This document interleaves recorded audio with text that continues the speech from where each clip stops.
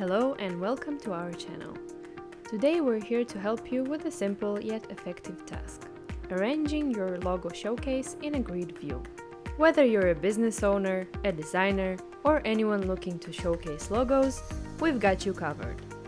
Let's dive right in. By default, your logo showcase will be in a carousel view. To switch to a static grid display, navigate to the Look and Feel section. Within Look and Feel, find the Layout Style option. Once you've located the layout style, click on it. From the drop-down menu that appears, select the grid option. Your logo showcase is now beautifully arranged in a grid view. It's a quick and hassle-free process that instantly transforms the way your logos are presented.